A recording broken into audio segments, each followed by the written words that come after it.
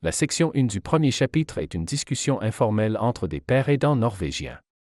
Il leur a été demandé tout particulièrement de discuter de la catégorie numéro 1 des compétences à la père-aidance. Cette catégorie, qui comprend 5 compétences, consiste à engager nos pairs dans des relations collaboratives et bienveillantes. 1. Initier le contact avec ses pairs.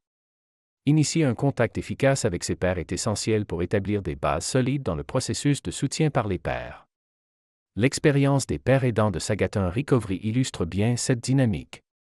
En s'appuyant sur leur propre parcours de vie, ces pères aidants créent immédiatement un lien authentique et personnalisé. Leur approche met l'accent sur l'empathie, la compréhension et l'accueil chaleureux des nouveaux utilisateurs de services. Ce premier contact est conçu pour rassurer les individus et leur faire sentir qu'ils ne sont pas seuls dans leur parcours.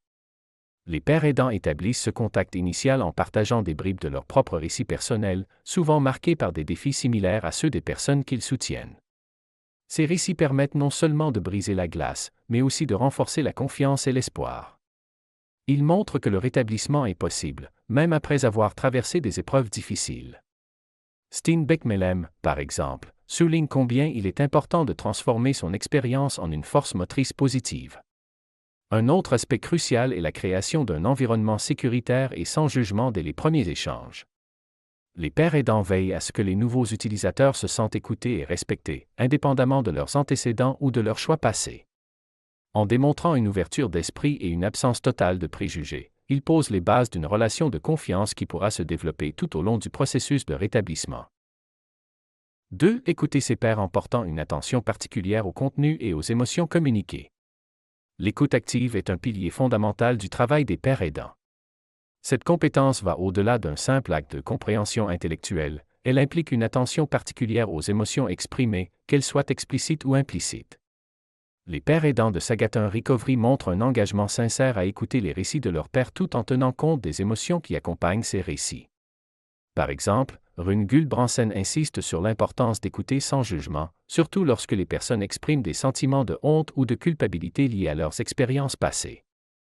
Les pères aidants doivent être sensibles à ces émotions et répondre de manière à valider ce que ressentent les individus, tout en les aidant à trouver des voies positives pour avancer.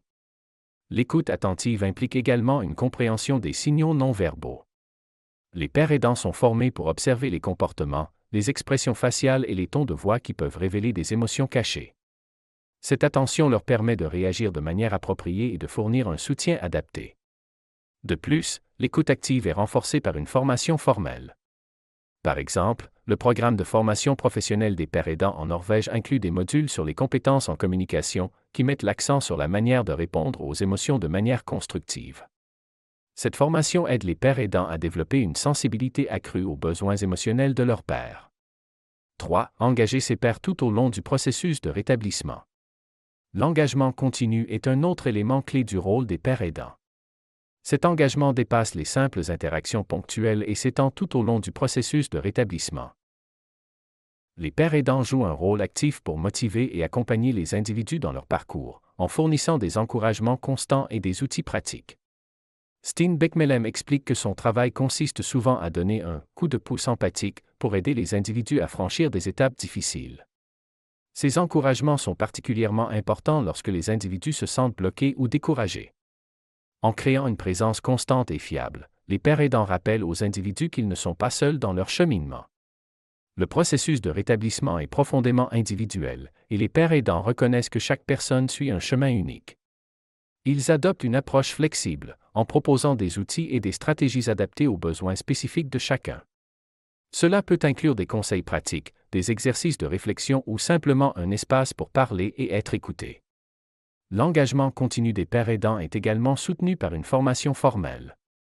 Les programmes de formation norvégiens, par exemple, enseignent aux pères aidants comment maintenir des relations de soutien sur le long terme tout en respectant les limites professionnelles et éthiques. 4. Démontrer une acceptation et un respect authentique. L'acceptation et le respect sont au cœur de l'approche des pères aidants. Ils comprennent que de nombreuses personnes qu'ils soutiennent ont vécu des jugements ou des stigmatisations en raison de leurs problèmes de santé mentale ou de toxicomanie. En adoptant une attitude d'ouverture et de respect authentique, les pères aidants contribuent à réduire cette stigmatisation et à restaurer la dignité des individus. Par exemple, Rune Lundquist partage son expérience du traitement médicamenteux et la stigmatisation associée. En reconnaissant ouvertement ces défis, il aide les individus à surmonter leur honte et à accepter leurs besoins d'aide. Cette approche montre que demander de l'aide est un signe de force, et non de faiblesse. Les pairs aidants de Sagatun Recovery travaillent également à créer un environnement inclusif où chaque individu se sent valorisé. Ils reconnaissent que chaque parcours est unique et qu'il n'existe pas de solution unique pour le rétablissement. En démontrant une acceptation inconditionnelle, ils permettent aux individus de se sentir en sécurité pour explorer leur propre chemin de rétablissement. La formation joue également un rôle crucial dans le développement de cette compétence. Les programmes de formation norvégiens incluent des modules sur l'éthique et le respect qui aident les pairs aidants à intégrer ces valeurs dans leur travail quotidien. 5. Démontrer une compréhension des expériences et des sentiments de ses pairs. La compréhension des expériences et des sentiments des pairs est l'un des aspects les plus précieux du travail des pairs aidants. Leur propre parcours de rétablissement leur permet de se connecter à un niveau profond avec ceux qu'ils soutiennent. Cette compréhension est à la fois émotionnelle et pratique, car elle découle de leur vécu et de leur propre lutte. Les pairs aidants utilisent leur récit personnel pour illustrer que le rétablissement est possible, même dans les situations les plus difficiles. Par exemple, Rune partage que ses propres expériences de toxicomanie lui permettent de se connecter avec ceux qui commencent à peine leur cheminement. Cette connexion crée une base de confiance et d'espoir qui est essentielle pour le rétablissement. Cependant, les pairs aidants ne se contentent pas de partager leurs propres histoires, ils prennent également le temps de comprendre les récits uniques des autres.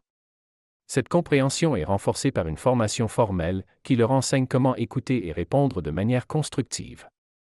En Norvège, le programme de formation des pairs aidants met un accent particulier sur le développement de compétences en communication et en résolution de dilemmes éthiques. Ces compétences permettent aux pairs aidants de répondre aux besoins des individus de manière empathique tout en maintenant des limites professionnelles appropriées. Conclusion. Les pairs aidants de Sagatun Recovery offrent un exemple inspirant de la manière dont l'expérience vécue et la formation formelle peuvent se combiner pour soutenir efficacement le rétablissement en santé mentale et en toxicomanie. Leur travail met en lumière l'importance de l'écoute, de l'engagement continu et du respect authentique.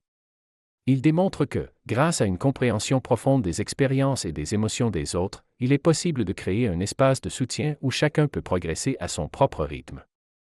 Avec des programmes de formation comme ceux développés en Norvège, le rôle des pairs aidants est de plus en plus reconnu et valorisé. Cela montre que l'intégration de la compétence expérientielle dans les services de santé mentale ou de dépendance est une étape essentielle pour améliorer les résultats pour les personnes en rétablissement.